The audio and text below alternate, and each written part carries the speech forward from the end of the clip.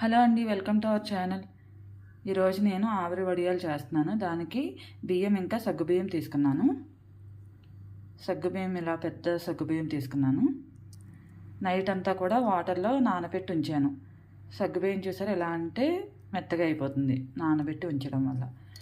బియ్యం 1 గ్లాస్, సగ్గుబియ్యం వచ్చి 1/4 తీసుకున్నాను, అంటే పావు గ్లాస్ తీసుకున్నాను. ఒక 2 టైమ్స్ వాష్ చేసేసి నైట్ అంతా వాటర్లో నానబెట్టి ఇప్పుడే ఆ వాటర్ తీసాను. దీన్ని ఇప్పుడు దోశ బ్యాటర్ లాగా మెత్తగా పేస్ట్ చేసుకోవాలి వాటర్ పోసుకొని. ఇదిగోండి, ఈ విధంగా మనం పేస్ట్ చేసుకోవాలి. ఇలాగ ఈ కన్సిస్టెన్సీలోకి రావాలి. నెక్స్ట్ ప్రాసెస్లోకి వెళ్దాం. ఇప్పుడు ఇలా ఒక బిందె తీసుకున్నాను. దీంట్లో హాఫ్ అంటే ఇక్కడ వరకు కూడా నేను వాటర్ ఫిల్ చేసుకున్నాను. దీనిపైన ఇప్పుడు ఒక క్లాత్ని పెడుతున్నాను. ఈ విధంగా క్లాత్ని టై చేశాను. ఇప్పుడు కింద చిన్న ఫ్లేమ్ పెట్టాను. ఈ వాటర్ బాగా మరగాలన్నమాట.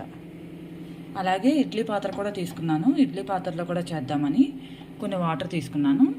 నెక్స్ట్ ప్రాసెస్లోకి వెళ్దాం. ఇలాగ ఇడ్లీ పాత్రలోకి కొంచెం కొంచెం తీసుకున్నాను. ఇప్పుడు మొత్తం దీన్ని ఇలాగ ఈవెన్గా స్ప్రెడ్ చేద్దాం.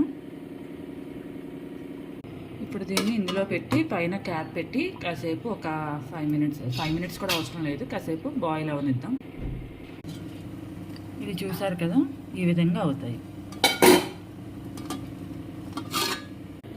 ఇప్పుడు దీన్ని వాటర్ పైన లైట్గా వాటర్ వేసుకొని ఆ వాటర్ తీసేసి స్పూన్ తోటి ఎడ్జెస్ అంతా ఇలా తీసి దీన్ని ఇలా తీసుకోవడమే. దీన్ని ఇప్పుడు ఒక వైట్ క్లాత్, దీన్ని ఇలా క్లాత్ పైన మనం ఫ్యాన్ కింద అయినా ఆరేసుకోవచ్చు, లేదంటే సన్లైట్లో అయినా పెట్టుకోవచ్చు. ఇది ఇప్పుడు ఎసర్లాగా బాగా మరిగిపోయింది. దీనిపైన ఇప్పుడు గరిటెతోటి ఇలాగా వేసుకొని కొంచెం ఇలా స్ప్రెడ్ చేసుకోవాలి. ఈ విధంగా స్ప్రెడ్ చేసిన తర్వాత ఇలాగా ఏదన్నా కూడా ఇలాగ పైన క్యాప్ పెట్టేసుకొని ఒక 2-3 మినిట్స్ అలా ఉంచేస్తే అది రెడీ అయిపోతుంది. చూసారా, ఈ విధంగా వచ్చింది. ఇప్పుడు దీన్ని ఇక్కడ నుంచి రిమూవ్ చేద్దాం. ఈ విధంగా రిమూవ్ చేసుకోవాలి. ఈ విధంగా వచ్చింది కదా.